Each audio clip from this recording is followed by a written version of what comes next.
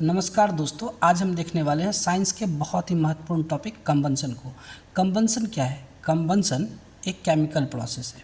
Combustion क्या है? एक केमिकल प्रोसेस है जिसमें कोई भी सब्सटेंस जो है वो रिएक्ट करता है किसके साथ? ऑक्सीजन मॉलिक्यूल के साथ, मतलब ऑक्सीजन के साथ रिएक्ट करता है। एयर में जो ऑक्सीजन होंगे उसके साथ रिएक्ट करेगा और हमें क्या देगा? हमें देगा हीट और लाइट। हीट और लाइट प्रोड्यूस करके देता है। जैसे मैग्नीशियम को हम जब जलाते हैं तो हमें फ्लेम देता है। कैम्फर को जब हम जलाते हैं तो हमें क्या देता है? फ्लेम देता है। केरोसिन को जब हम जलाएंगे तो हमें क्या मिलेगा? फ्लेम मिलेगा। कैंडल में को जब हम जलाते हैं तो क्या है? हमें फ्लेम देगा। यानी ये सब जितने भी हैं ये क्या है? फ्लेमेबल सब्सटेंसेज है। इन सब को जलाने पे हमें क्या मिलता है? फ्लेम मिलता है। लेकिन जैसे कोल है, कोल को जलाने पे या चारकोल को जलाने पे हमें फ्लेम नहीं मिलता, तो ये क्या है? इनफ्लेमेबल है। ये इनफ्लेमेबल है, इसमें फ्लेम हमें देखने को नहीं मिलता है। अब हम बात करते हैं क्या कि फ्लेम के बारे में बात करते हैं। अलग अलग मटेरियल अगर बदलेगा तो हमारा फ्लेम भी बदलेगा, मतलब अलग अलग मटेरियल का अलग अलग फ्लेम हो सकता है। जैसे मैग्नीशियम को जब हम जलाते हैं या मैग्नीशियम का जब भी कंबंशन होगा तो क्या होगा? उसका कलर कैसा होगा? उसके फ्लेम का कलर वाइट होगा। कैंडल को जब हम जलाते हैं तो कैंडल का फ्लेम कैसा दिखता है? हमें येलो दिखता है। एलपीजी का फ्लेम कैसा होता है? तो एलपीजी का ब्लू होता है। अब हम बात करते हैं कंबस्टिबल और नॉन कंबस्टिबल सब्सटेंसेस के बारे में। ये कंबस्टिबल क्या है? ये कंबस्टिबल जो है, कंबस्टिबल सब्सटेंस वो मटेरियल है, कंबस्टिबल सब्सटेंसेज वो है जिसमें क्या होगा? कैच फायर, मतलब बहुत ही आसानी से क्या होगा? आग पकड़ लेगा। And burn said to be combustible, मतलब इसमें आग आसानी से पकड़ सकता है और ये जल सकता है, तो इसको हम क्या बोलेंगे? कंबस्टिबल बोलेंगे। जैसे एग्जाम्पल के लिए हमारे पास क्या है? पेपर है, केरोसिन है, डीजल है, एट्सेट्रा। और भी बहुत सारे सब्सटेंसेज है जो कंबस्टिबल है। हमारे पास नॉन कंबस्टिबल सब्सटेंस कौन सा है? तो नॉन कंबस्टिबल सब्सटेंस होगा जो जल नहीं सकता, डू नॉट बर्न, जो जल नहीं सकता है, जो नहीं जलेगा, वो क्या कहलाएगा? वो कहलाएगा नॉन कंबस्टिबल सब्सटेंस। यानी material which do not burn readily are called non combustible substances. यानी जो जल्दी से जल नहीं सकता वो क्या कहलाएगा? Non combustible substance. जैसे एग्जांपल हो गया, हमारे पास कोई भी मेटल है, मेटल जो है वो जल्दी जलेगा नहीं। सेरेमिक्स, ग्लास और भी बहुत सारे हैं। कंबंशन के लिए कंडीशन क्या सब है? कंडीशन नेसेसरी फॉर कंबंशन क्या है? सबसे पहला चीज़ हमारे पास क्या होना चाहिए? कंबस्टिबल सब्सटेंस होना चाहिए। वो सब्सटेंस जिसमें आसानी से क्या हो? आग पकड़ सके, कैच द फायर। दूसरा हमारे पास क्या है कंबंशन के लिए ज़रूरी? Attainment of ignition temperature.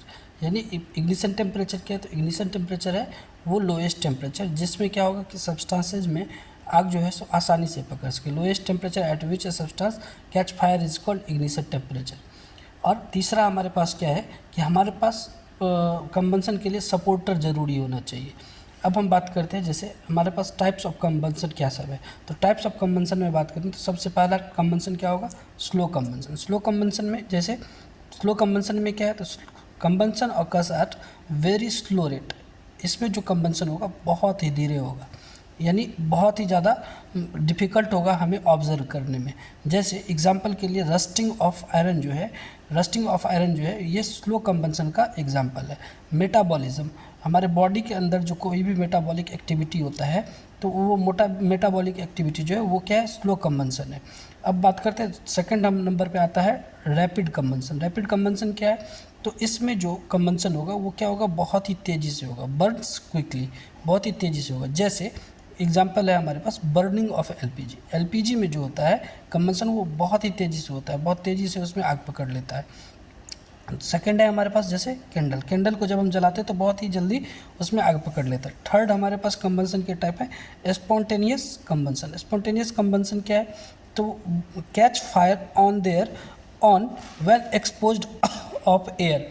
इसमें क्या होगा कि वो खुद से ही अगर वो एयर के संपर्क में आएगा, एक्सपोज्ड अगर होगा एयर के संपर्क में, तो वो ऑक्सीजन मॉलिक्यूल के संपर्क में आएगा, एयर के संपर्क में आया तो वो क्या होगा? उसमें खुद से ही आग पकड़ लेगा। और जैसे एग्जांपल के लिए क्या है, क्योंकि ये क्या होते हैं? हाईली रिएक्टिव होते हैं। जैसे एग्जांपल के लिए हमारे पास बर्निंग ऑफ फास्फोरस।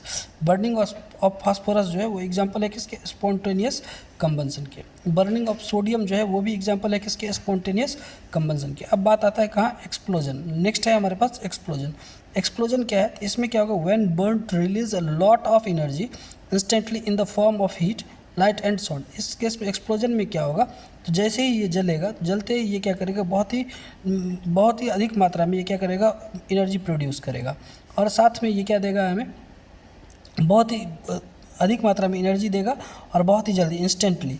और क्या सब इसमें प्रोड्यूस होगा, तो हीट, लाइट और साउंड। जैसे एग्जांपल है क्रैकर्स का। क्रैकर्स जैसे ही उसमें आग लगाया जाता है तो बहुत ही वो क्या होता है कि उसमें बहुत ही तेज़ी से एक एनर्जी प्रोड्यूस होता है, साथ में हीट मिलता है हमें, और साथ में लाइट देखने को मिलता है, और साउंड तो देखने को मिलता ही है। कोल माइंस में कोल डस्ट जो होता है, वहाँ पे कोल डस्ट को जैसे ही जलाया जाता है तो वहाँ पे भी एक्सप्लोजन, कोल डस्ट भी एग्जांपल है किसके, एक्सप्लोजन के।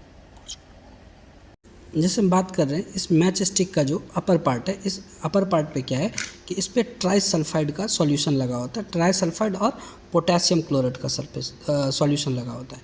जैसे ही इस, और ये जो मैच स्टिक माचिस होता है, माचिस का जो ये वाला पार्ट है, जो रब करने वाला पार्ट होता है, इस पे जो है ये रेड फास्फोरस का सॉल्यूशन लगा होता है।